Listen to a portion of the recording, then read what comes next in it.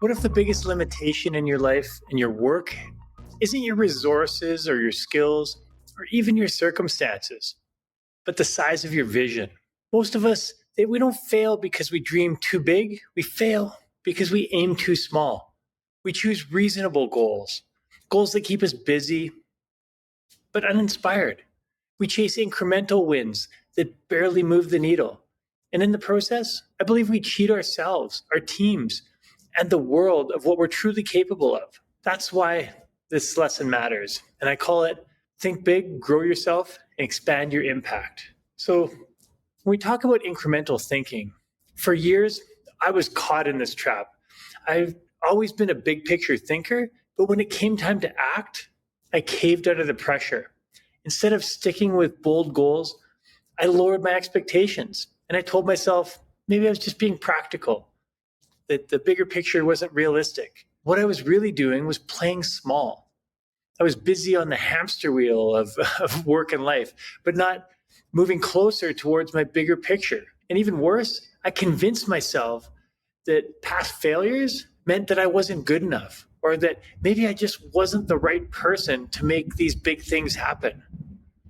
And it took a ton of painful lessons to realize this. Incremental thinking can keep you stuck in mediocrity. I can't speak today. So when we think of setting goals, lots of people set goals. Often people think we're going to eke out a small improvement. Even a 2x or a 3x goal are what I call safe goals. And usually, and they're safe because usually they mean doing more of what you're already doing. Longer hours, harder work, maybe a bit more efficiency. And this is achievable, but it rarely transforms you. And it's often not sustainable because you have to put in so much of that extra work and effort to do. You only have so many hours in the day. A 10x goal, on the other hand, you just can't get there incrementally or simply by working harder. You have to think differently. You have to act differently and often completely redesign your approach.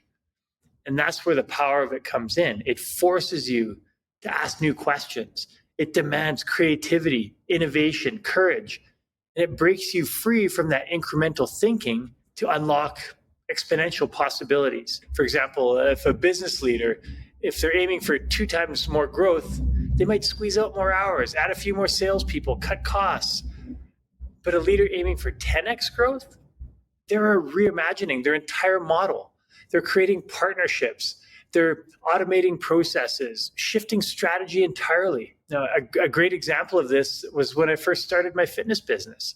I was a solo operator, had no money, no credit. I couldn't afford downtown lease rates to start my studio. And it would have been easy to give up and try something else. Just say, well, I don't have the money. You got to have money to make money. That's the saying. But I knew downtown in the middle of the corporate activity was where I wanted to be.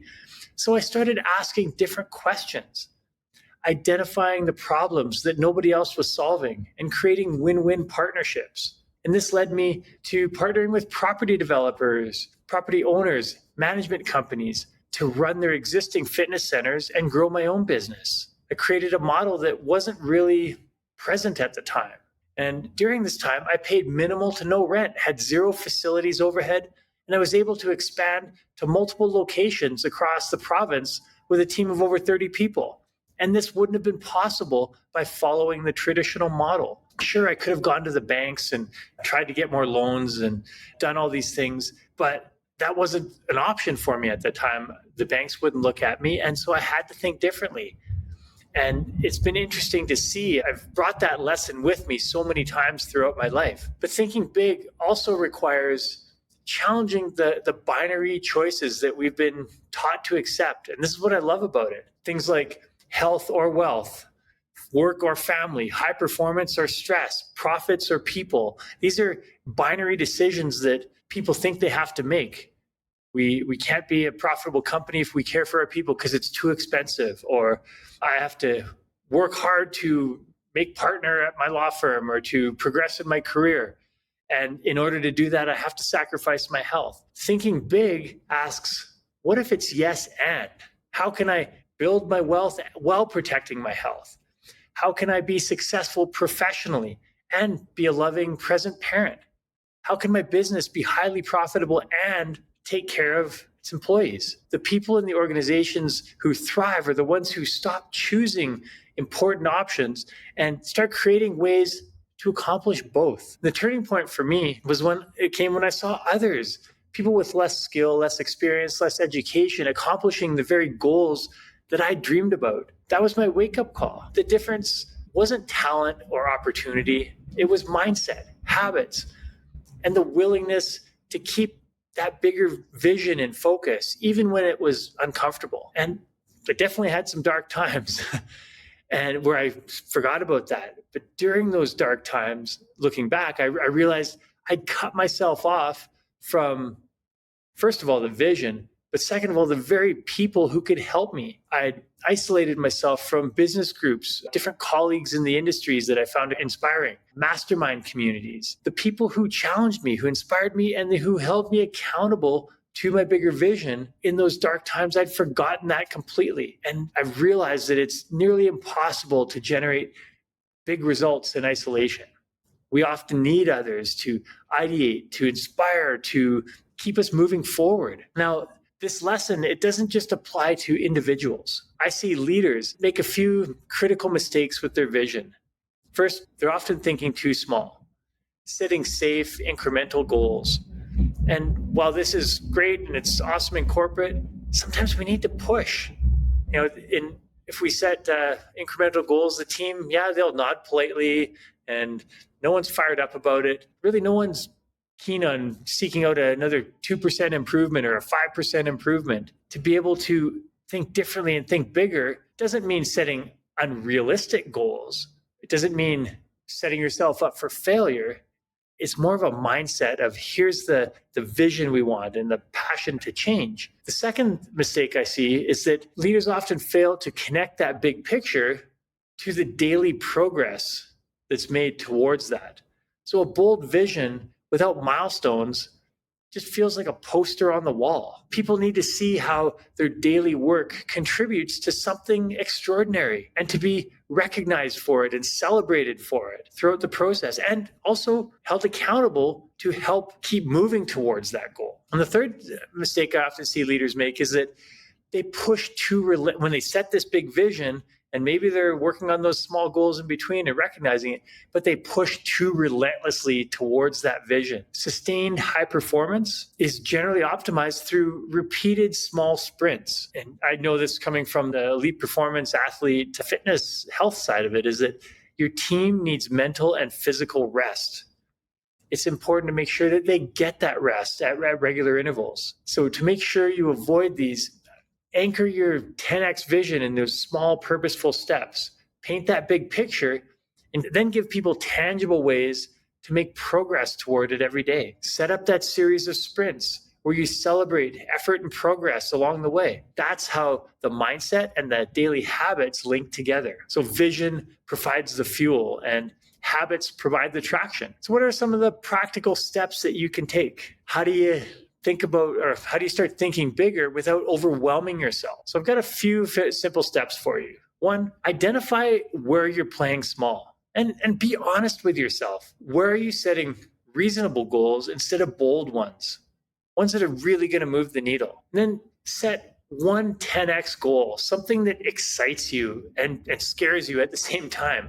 Write it down. Break that goal into small, consistent habits that you need to work on each day, each week, each month to get you to that goal. Knowing that 10x goal is not going to change overnight. It's not going to happen overnight. But then once you've broken it down, what's the one thing you can do daily, weekly to move yourself closer to it? I also encourage people to adopt a yes and mindset. Look for those areas where you've accepted those false trade-offs. Ask yourself, how can I create both? Last one is surround yourself with big thinkers. There's that old saying is you're the sum of the 5 people you spend the most time with. Upgrade the people you hang around with. Join groups, masterminds, communities that expand your vision and help hold you accountable. I've experienced this in my career and some of the biggest periods of change and growth and excitement were when I was with these groups. And again, I've had many times throughout my career where I've not been with them, and they're almost like the doldrums or the dark ages. And then you join a new group and it's like the Renaissance and your brain's exploding with ideas and motivation and inspiration. So surround yourself with those people who can help make that happen. So here's my challenge for you. Again, take one of those goals you've been keeping reasonable and double it or triple it, or even better yet, 10x it. How does that change how you have to think about accomplishing it? All right. So don't settle for 2x. Don't choose false options. I encourage you so much to think bigger, aim higher, and watch what happens when you give yourself permission to go after that vision that you're truly capable of. I'd love to hear what you thought about this episode. Please message me, comment, post. Am I being unrealistic? I don't know. Let me know. I've experienced this in my life. Maybe it's different for you. I'd love to hear what you think. Let's chat. That wraps up another episode of the Working Well podcast. If you enjoyed the show, please rate, review, and subscribe wherever you get your podcasts. Now, which guests or topics would you like to see featured on the show? Message me through LinkedIn or on the contact page of timborys.com with your ideas. Thanks for tuning in. I'm Tim Borys with Fresh Wellness Group, and I look forward to seeing you on the next episode.